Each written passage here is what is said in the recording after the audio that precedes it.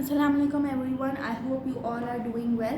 Welcome to Advanced English Class 11 Sinboard series where we're gonna do Abraham Lincoln today and we're discussing past paper के question and answers. These are basically my own notes जो मैंने बनाए थे when I was an advanced English student and these are being checked by my teacher as well.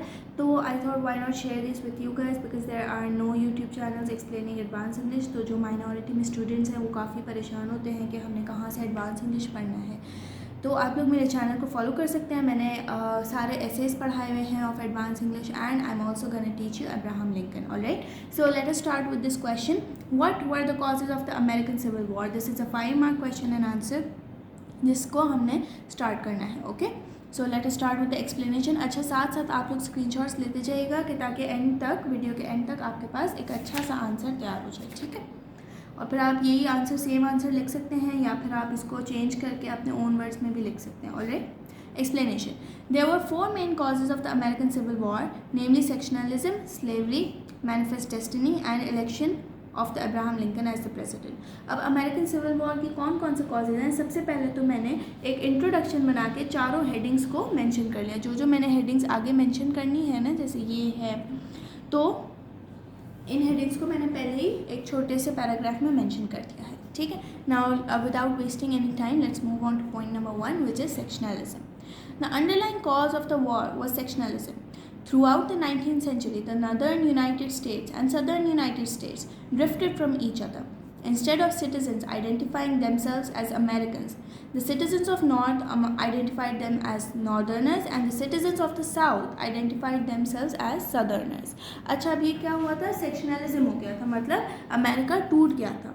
लोग America को as one country नहीं समझते थे. लोग अमेरिका को 2 पार्ट्स में डिवाइड कर दिया था, एक नॉर्थ अमेरिका और एक साउथ अमेरिका. नॉर्थ अमेरिका को भी अमेरिकन्स नहीं बोलते थे, नॉर्दर्नर्स बोलते थे, और जो साउथ अमेरिका का होता था उसको भी अमेरिकन्स नहीं बोलते थे. They were being called as the southerners. This created a sense of discrimination between the northern and the southern states. Cultural, social and economic differences fueled sectionalism in America. अब यहाँ पे डिफरेंसेस थे. कौन से differences थे? Cultural difference, social and economic difference. Right, और ये किस चीज़ को इसने फ्यूल दे दिया? To sectionalism in America. अब आप लोग इसका स्क्रीनशॉट ले लें. सॉरी, मैं भूल गई. ये क्वेश्चन है, फिर एक्सप्लेनेशन है, यहाँ तक ले लें. वीडियो को पॉज करके स्क्रीनशॉट ले लें.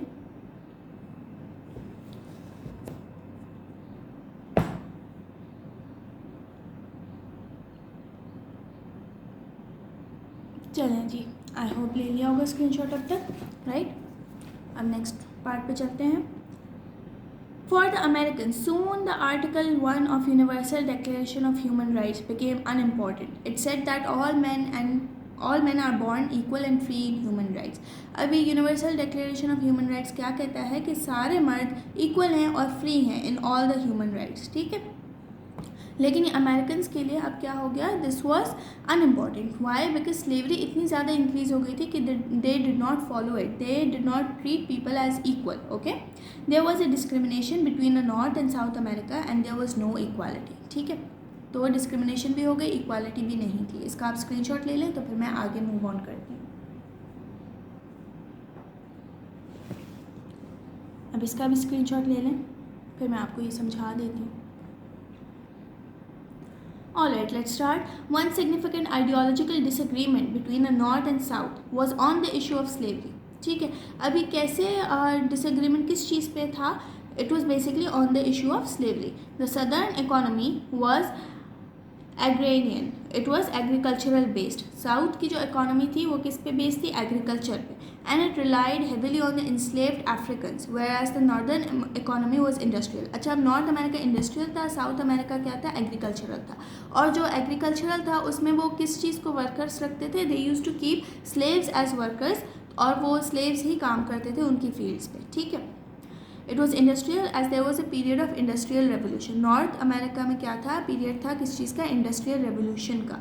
तभी there was northern economy was industrial. ठीक है, the north was anti slavery and the south was pro slavery. ठीक है, आप जितने पॉइंट्स ब्लैक मार्कर से लिखोगे उतना अच्छा आपका आंसर होगा। नॉर्थ एंटी स्लेवरी था, क्यों? Because it was heavily relying on industrial revolution, और वहाँ पे इंडस्ट्रीज़ बहुत ज़्यादा थी। और south was pro slavery. Why was it pro slavery?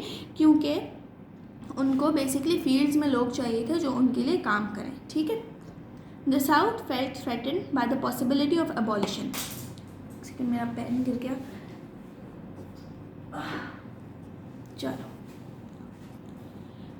अब साउथ जो लोग थे उनको क्या फील हुआ? उनको थ्रेट फील हुआ। क्यों? By the possibility of abolition. Many in the south perceive the north as trying to destroy their way of life. अच्छा, अब सदर्न्स का वे ऑफ लाइफ क्या था? It was basically to earn from agriculture, right, and they use to use slaves. अब उनको ये था कि अगर स्लेवरी अबॉलिश हो गई तो उनके पास इतने सारे वर्कर्स कहाँ से आएंगे, और उनको इतने सारे वर्कर्स को पैसे देने पड़ जाएंगे, राइट। तभी उनको थ्रेटन फील होता था। वो ये समझते थे कि ये हमें धमका रहे हैं, राइट। अब आप इसका भी स्क्रीनशॉट ले लो, मैनिफेस्ट डेस्टिनी का।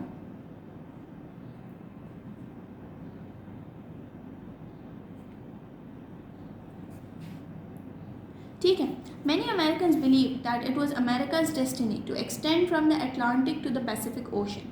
This view is called manifest destiny. अच्छा, अमेरिकन्स क्या सोचते थे कि अमेरिका की एक डेस्टिनी है, अमेरिका की एक फेट बनी हुई है, उसकी किस्मत है कि उसने एक्सटेंड करना है कहाँ से? From the Atlantic to the Pacific ocean. This is known as the manifest destiny. Since America was extending westwards, the question was whether the western states would allow slavery to come to the forefront. This caused a further conflict between the north and the south. ठीक है, अभी क्या conflict हो गया? किस चीज़ के बारे में? स्लेवरी के बारे में अगेन कॉन्फ्लिक्ट हो गया। ठीक है, अब इसका भी आप स्क्रीनशॉट ले लो। Election of Lincoln as the president.